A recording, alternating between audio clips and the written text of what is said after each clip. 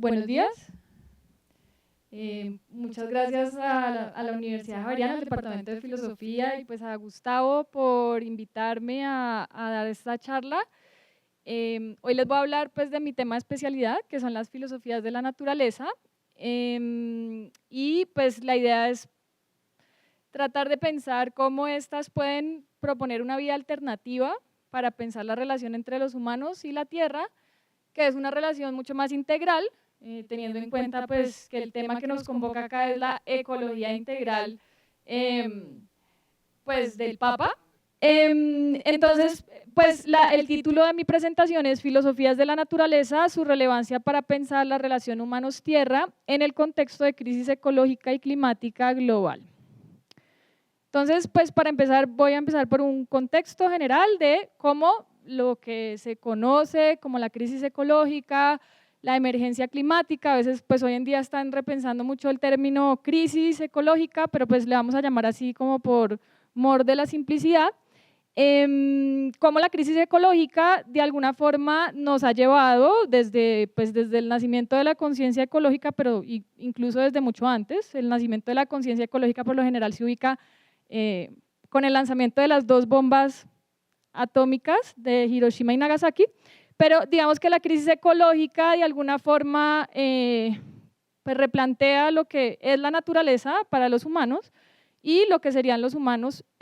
con relación a esa naturaleza. Entonces, pues digamos que si sobre todo como en el paradigma de la ciencia moderna occidental, obviamente, la naturaleza se considera básicamente como un adversario a vencer, al que hay que sacarle sus secretos, digamos, a la fuerza por medio del experimento.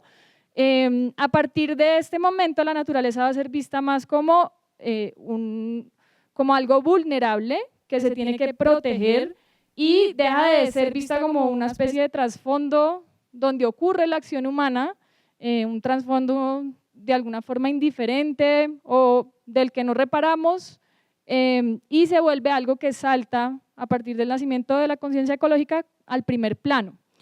Eso pues ha tenido implicaciones importantes que ya llevan bastante tiempo, tanto obviamente en las ciencias naturales como en las humanidades y pues obviamente en la filosofía,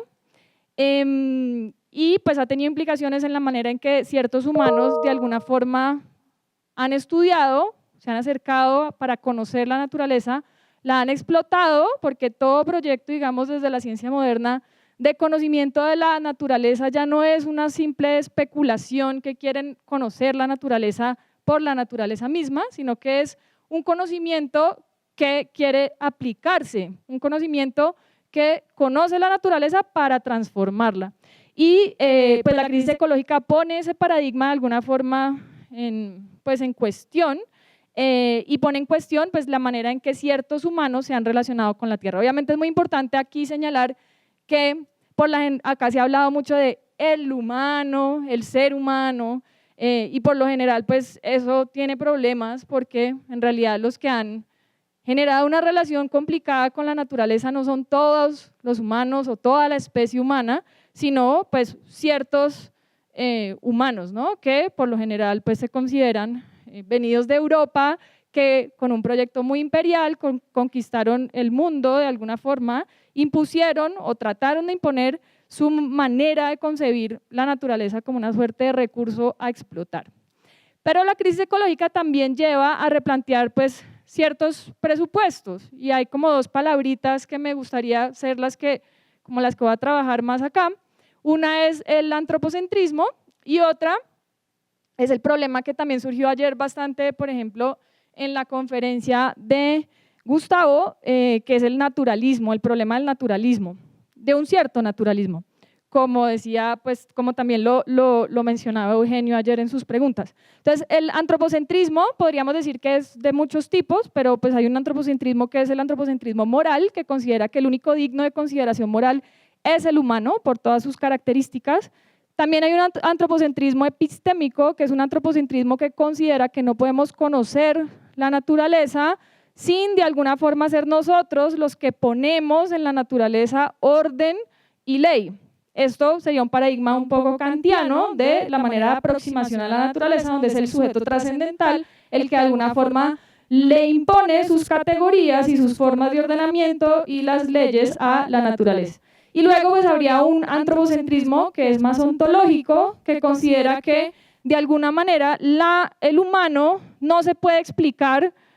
como parte de la naturaleza, que hay como una suerte de frontera que separa al humano de lo natural y que los hechos humanos, todo lo que es la intencionalidad humana, la normatividad, el dar sentido, las maneras de valoración, etcétera, no pueden sino ser parte de un universo exclusivamente humano, mientras la naturaleza es un mecanismo ciego que no tiene ni normatividad propia, ni sentido propio, sino que todos los valores y los sentidos son conferidos a la naturaleza por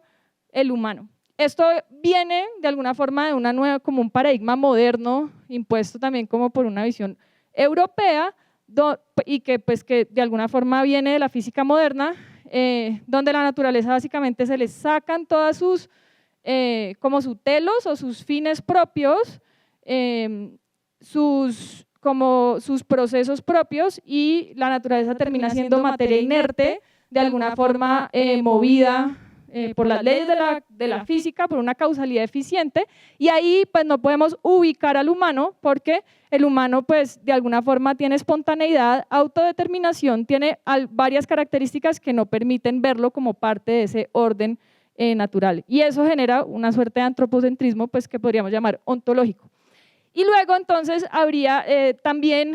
en este contexto de crisis ecológica como un problema que es el problema del naturalismo, que hoy en día podríamos decir que se disputa entre dos alternativas que ya voy a mencionar cuáles son. Entonces, los impases a los que nos lleva la crisis ecológica, por esto que mencionaba, como esos presupuestos complicados de defender, es, por ejemplo, el impasse ontológico, que no nos permite acomodar ni la vida, ni lo vivo, ni la cognición en una concepción que de alguna forma se gestó en la época moderna. Obviamente ahí pues, no podríamos meter a Leibniz ni a Spinoza, como decía ayer Gustavo, pero sí, pues digamos, a una visión como muy galileo-newtoniana de la naturaleza, y no podemos acomodar ni lo viviente ni lo cognitivo, porque ahí, digamos, la naturaleza es vista como básicamente materia desagregada que se encausa por las simples leyes de la física. Las simples tres leyes de la física, primero de Galileo y luego la newtoniana. Y el paradigma pues, epistemológico nos lleva a un impasse que todavía tenemos hoy en día, y es si no sabemos si la naturaleza es descubierta por nosotros, hay un cierto orden en la naturaleza que descubrimos, o es un orden que conferimos a la naturaleza. Y si de alguna forma el orden que tiene la naturaleza es conferido a partir como de una suerte de constructivismo, no se sabe entonces cómo es que la naturaleza consiste sola y dónde estaría como el poder de agregar, pues, que tiene la naturaleza de unificación propio. Entonces, ese es como un problema epistemológico grande. Y luego pues hay un problema axiológico o de normatividad, donde, pues, que es el típico que trabaja la ética ambiental, y es cómo podemos ver la naturaleza tiene un valor propio, un valor inherente, o nosotros le conferimos valor a la naturaleza. Y pues ahí, digamos, habría unos problemas grandes con respecto a las formas de concebir el valor. En la modernidad, como sabemos, Hume sobre todo canceló la posibilidad con esa decisión que hizo entre el ser y el deber ser, entre lo descriptivo, de lo que se encarga la ciencia, y lo prescriptivo, de lo que se encarga, digamos, la moral y la ética. Él dijo que no era posible precisamente ver en el es de la naturaleza una normatividad propia, sino que esa normatividad de alguna forma venía de una conferida por una moral humana. Y pues otro impasse es como pues el humano notablemente se ha vuelto una fuerza telúrica más, una fuerza de destrucción, pues no el humano, ciertos humanos se han vuelto una fuerza de destrucción y devastación tan impresionante. ¿Cuáles serían los límites que tendría ese humano dentro de dentro de una visión más ecológica, de ecología integral? Entonces, hoy en día, pues, como les decía, pues todavía seguimos como en un paradigma un poco extraño, porque las respuestas como ante esos impases que más gozan de aceptación o que gozan de mejor aceptación tienden a ser, pues, por ejemplo, como en el paradigma, la filosofía que más se ha impuesto como autoritaria o como la que más, como de alguna forma, poder explicativo de la naturaleza supuestamente tiene, y el tipo de ciencia que más poder explicativo de la naturaleza tiene, lo podríamos caracterizar como un naturalismo reduccionista. Pues básicamente este considera que la ciencia es la única fuente legítima de conocimiento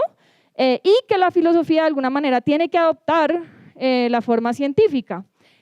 Porque las ciencias describirían realmente cómo son las cosas y los poderes causales de la naturaleza y las regularidades causales que existen en ella, y eso, digamos, es competencia solamente de la ciencia. Entonces, esto, digamos, que goza de una cierta como autoridad, por decirlo así, explicativa, y en ella, pues en este modelo, solo las ciencias naturales, y sobre todo basadas como en una modelación que es sobre la física todavía pues casi mecanicista, sería la que de alguna forma tiene más poder o más autoridad para explicar ciertos hechos. Ahí no existiría entonces no habría posibilidad de explicar ciertos hechos normativos, a menos de que estos se puedan reducir al tipo de hechos objetivos y causales de los que se ocupa ese reduccionismo naturalista. Entonces, bueno, digamos que aquí, bueno, esto ya lo expliqué, voy a pasar. Entonces, estamos en el problema sobre todo cómo relacionarnos con la naturaleza en filosofía. Entonces, de alguna forma tenemos como dos alternativas que son las que priman. Una, pues como les decía, el naturalismo reduccionista, que es el más autoritario, y se ha creado pues desde hace un tiempo algo así que se llama en el mundo anglosajón el naturalismo liberal. El naturalismo reduccionista, pues básicamente, como les decía, no hay lugar para algo como unas creencias, o no hay lugar ahí para nada como que no sea empíricamente constatable, no hay lugar para nada que sea considerado como de alguna forma algo que no se pueda explicar a partir de las leyes y de las regularidades de la naturaleza. Por ejemplo, no cabe lugar para el milagro, para nada sobrenatural. Y ese naturalismo pues tiene un gran problema hoy en día, y es que no tiene un problema que se llama el problema de dónde ubicar al humano, el placement problem que se llama, y pues no tiene manera realmente de ubicar dentro de su modelo explicativo hechos mentales, por ejemplo, la autoconciencia o la intencionalidad humana. Por otro lado, el naturalismo liberal, aunque se asume naturalista y considera que hay que explicar todo lo que se pueda explicar de forma naturalista, dice no todo se puede explicar con los métodos de la ciencia, y entonces afirma una suerte de dualismo donde dice hay una naturaleza, esa naturaleza se puede leer con los métodos de las ciencias, pero luego también hay un mundo humano que no hace parte de ese mundo de la naturaleza y es rico de sentido, y el humano se puede como autodeterminar en ese naturalismo liberal. Estamos como una falsa alternativa, podría llamarse un falso problema en el sentido de Bergson, porque realmente es una alternativa que solo concibe o somos reduccionistas o casi que somos de alguna manera antinaturalistas del todo, o con una suerte de naturalismo que guarda una suerte de lugar para explicar hechos mentales, hechos que no se pueden explicar de forma reduccionista porque tienden a hacer cosas que emergen de alguna forma a partir de unas propiedades, pero no se pueden reducir a las propiedades de las que emergen. Entonces, pues la propuesta aquí es que hay otro tipo de vía que siempre se ha explorado, pero siempre ha sido muy desatendida, nunca se ha estudiado realmente, que es la vía de las filosofías de la naturaleza. Las filosofías de la naturaleza son distintas a la filosofía naturalis moderna. Digamos que todos los filósofos modernos de alguna forma se consideraban físicos y eran filósofos naturales. Pero esos filósofos naturales siguen un paradigma mecanicista de la naturaleza, y ese no es el paradigma que defienden las filosofías de la naturaleza necesariamente. Entonces,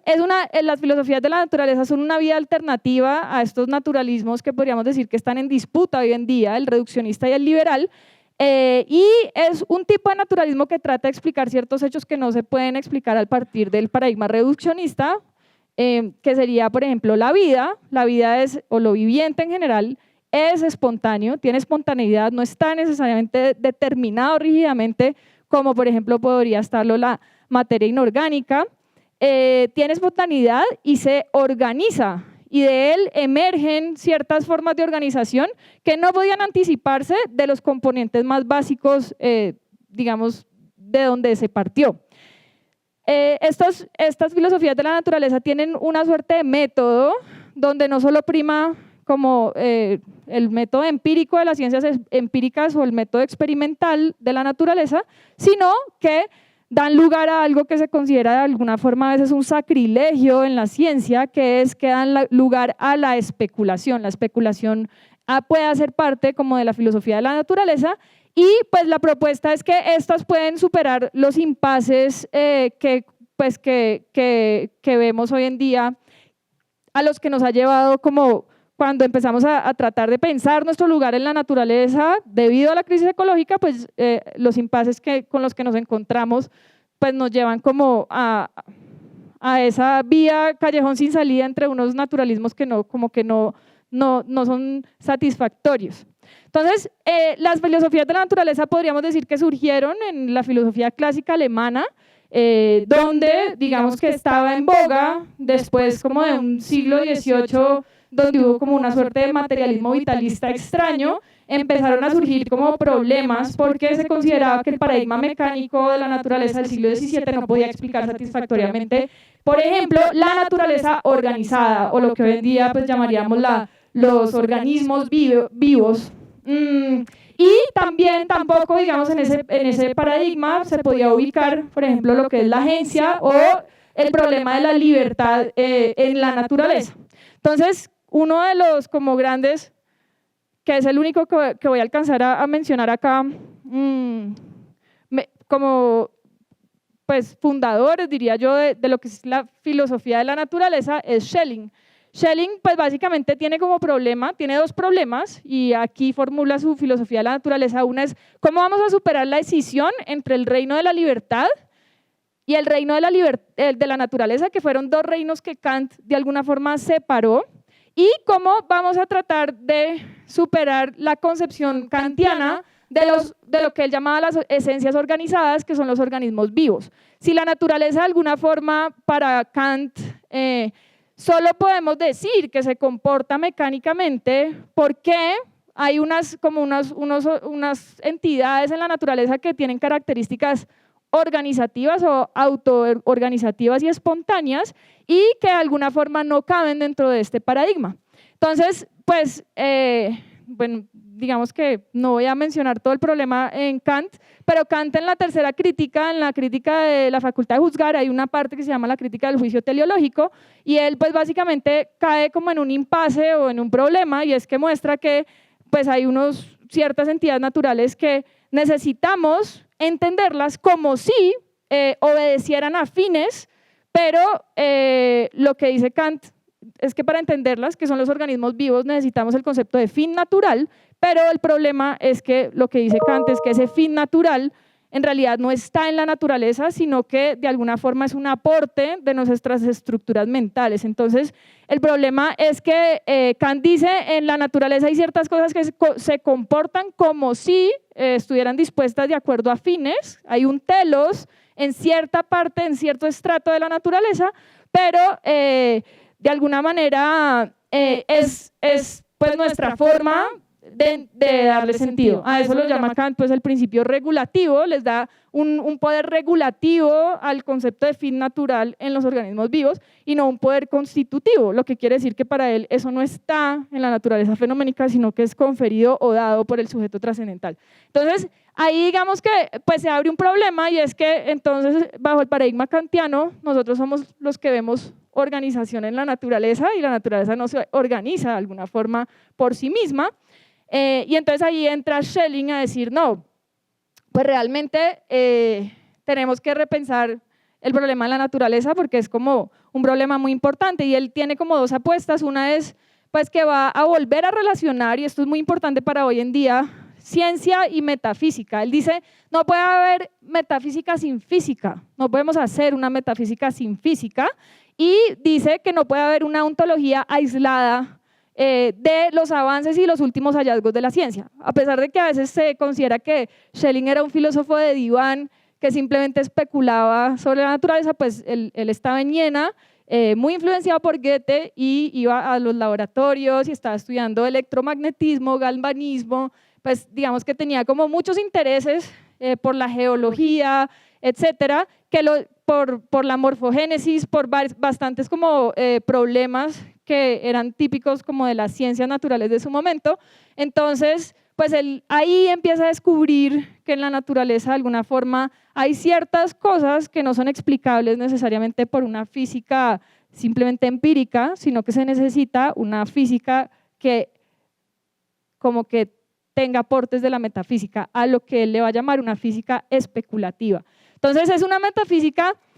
que es informada por la ciencia. La física especulativa de Schelling es una metafísica informada por la ciencia, pero no es ciencia, sino que funciona en otro plano. Es un plano, pues, como les decía, especulativo. Aquí venimos como a lo que mencionaba Santiago, por ejemplo, de Deleuze, que dice la filosofía trabaja con conceptos, la ciencia, digamos, tiene otra manera de plantear como sus marcos de referencialidad, etcétera. Sin embargo, tienen que estar en un diálogo constante. Es como la misma apuesta de Schelling. Y es un tipo de física que tiene que estar constantemente revisándose con los avances de la ciencia. Entonces, aquí vemos que esa es como una de las primeras apuestas de Schelling, y la otra es que él quiere mostrar que la agencia, la autodeterminación, la autonomía, que son cosas que Kant le atribuye solamente a los sujetos racionales, a los humanos, son en realidad, vienen o emergen de la naturaleza. Son procesos autoorganizativos. O sea, todos los procesos autoorganizativos del Geist o del espíritu tienen una suerte de protoorganización anticipada ya en el mundo de la naturaleza. Entonces, aquí les traigo como una cita. Schelling dice, la organización en general no es más que una corriente detenida. La organización en la naturaleza, dice él, no es más que una corriente detenida de causas y efectos. Solo allí, donde la naturaleza no la detiene, avanza en línea recta. Donde la inhibe, vuelve sobre sí misma en línea circular. Por tanto, el concepto de organismo no excluye toda sucesión de causas y efectos. O sea, el concepto de organismo se puede entender a partir del paradigma mecanicista, pero este concepto indica únicamente una sucesión que, encerrada dentro de ciertos límites, fluye siempre sobre sí misma. Y él muestra entonces que en la naturaleza tiene como dos potencias. Una es una actividad productiva infinita, que él le llama ideal, es decir, no se fenomenaliza, no es visible, no entra dentro del reino de lo fenoménico, pero es una productividad infinita, y esa actividad, de alguna forma, lo que hace es que se autoinhibe a sí misma, se retarda a sí misma. Entonces, lo que él ve es que, de alguna forma, en la naturaleza hay una cantidad, o como una actividad original, y esa actividad original se autoinhibe a sí misma, y allí es donde empezamos a ver que hay como individuos o lo que se llamarían términos o entidades individuadas dentro de una naturaleza que es pues básicamente una pura procesualidad. Entonces esos dos principios, él le llama el principio positivo, son dos potencias, le llama el principio positivo y el principio negativo. El principio positivo es la primera fuerza de la naturaleza, pero dice él es un poder invisible, y básicamente ese poder invisible trae todos los fenómenos del mundo a un circuito sin fin. Es una fuerza negativa que al limitar continuamente los efectos del principio positivo conduce el movimiento en general de vuelta hacia sí mismo, y este principio negativo sería la segunda fuerza de la naturaleza. Obviamente ahí está como muy inspirado también de lo de la natura naturata y la natura naturans de Spinoza. Entonces, pues básicamente la concepción nueva de la naturaleza que nos da Schelling es que hay dos principios fundamentales. Por un lado, uno tiene una fuerza positiva, que esta tiende a producir caos. Sería similar a lo que podría ser después, digamos, en la entropía. Lo que hace esa fuerza que él llama positiva es que dispersa el orden hacia el desorden, por medio de relaciones mecánicas, y luego habría otra fuerza que es negativa, que lo que hace es tender a producir orden o cosmos, y canaliza, digamos, los procesos de la naturaleza por ciertos caminos. Entonces él muestra que en esa antítesis de potencia se da la organización del mundo o un sistema integrado. Entonces, pues básicamente lo que hace la fuerza positiva es que cuando prevalece sobre la negativa, toda la estabilidad que se habría adquirido dentro de una organización se deshace,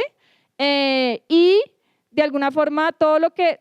temporalmente se había organizado, se deshace y vuelve a entrar en el devenir. Esa sería como, de alguna forma, la idea de Schelling de la naturaleza. Y pues está la famosa frase de él: una corriente fluye en línea recta hacia adelante mientras no encuentre resistencia. Si ustedes ven un río, fluye en línea recta sin resistencia. Pero de alguna forma cuando encuentra una cierta resistencia se forma un remolino. El remolino no es, que serían los individuos, no es algo inmovilizado, es más bien algo que se transforma todo el tiempo, pero que se reproduce de nuevo en todo momento. Así, ningún producto de la naturaleza es fijo, sino que se reproduce en cada instante. Entonces, bueno, esto implica un método que va de alguna forma, como les decía, a privilegiar a la razón especulativa que Kant había de alguna forma prohibido. Y el método, pues, o el tipo de observación de la naturaleza es lo que ellos llaman la intuición intelectual. Bueno, creo que ya no tengo tiempo para presentarles esto. La Urpflanze de Goethe básicamente es un tipo de aproximación a la naturaleza donde uno puede ver la naturaleza, por ejemplo, una hoja o una planta, y en esa planta fenoménica siempre se puede ver una planta que no se está fenomenalizando, que sería la planta primigenia, que es ideal, dice él. Pero la capacidad de lo que se llama el juicio intuitivo en Goethe o de la intuición intelectual en Schelling, perdón, es lo que logra hacer es como captar a partir de la experiencia, de lo empírico, algo en lo empírico que no se visibiliza, que es ideal, que no es solo real, pero que es, de alguna forma, por decirlo después con Bergson, es como el plano virtual, que es tan real como lo actual, pero que nosotros, digamos, no lo podemos como captar. Entonces, pues digamos, lo que hace él aquí, a partir de ese método, es también mostrar pues que aquí cabe lo humano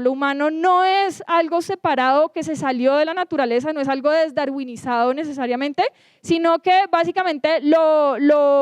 humano sería algo que parte de los procesos de autoorganización de la naturaleza. Bueno.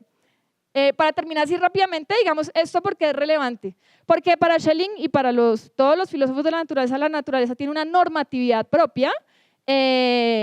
los valores de la naturaleza no se los conferimos, sino que de alguna forma están en la naturaleza, y si nosotros tenemos capacidades de espontaneidad, autodeterminación, etcétera, es porque ya todo eso está prefigurado en el orden natural, y tienen una relación con la ciencia que es mucho más productiva que como esa cierta, a veces, postura hostil ante la ciencia de ciertas filosofías, o esas posturas como demasiado arrodilladas ante la ciencia de, por ejemplo, el fisicalismo. Entonces, no sacrifican esos hechos inexplicables por la ciencia, y además tienen una suerte de talante sistemático, es decir, el esfuerzo es integrador, como por integrar todas las posibles disciplinas y perspectivas que podamos tener dentro de una suerte como de explicación coherente tanto de la naturaleza como de los humanos dentro de esa naturaleza.